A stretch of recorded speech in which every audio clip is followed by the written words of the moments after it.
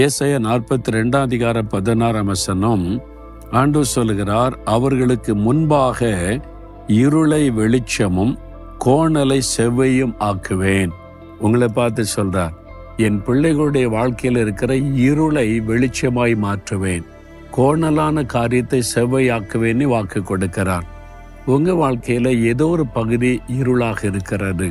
உங்க குடும்பத்துக்குள்ள, உங்களுடைய பிசினஸ்ல, உங்களுடைய பிள்ளைகள் வாழ்க்கையில, உங்களுடைய ஊழியத்துல ஒரு பகுதி ரொம்ப வெளிச்சமா இருக்குது, ஒரு பகுதியில இருள் காணப்படுகிறது. என்ன பண்றதுன்னே தெரியல, இருட்டுல தடவி திரிகிறதை போல இருக்கிறது. இந்த காரியம்தான் எங்களுக்கு பிரச்சனை. இந்த தேவைக்கு என்ன பண்ணன்னு தெரியலாம இருட்டுல தடுமாறுகிறோம். என் பிள்ளை இப்படி இருக்குது, கணவர் இப்படி இருக்கிறார், என் மனைவி இப்படி இருக்கிறார், என்ன பண்ணனே தெரியல அப்படின்னு நினைக்கிறீங்க. பாத்தீங்களா? அந்த இருளான காரியத்தை கர்த்தர் வெளிச்சமாய் மாற்றுவாராம்.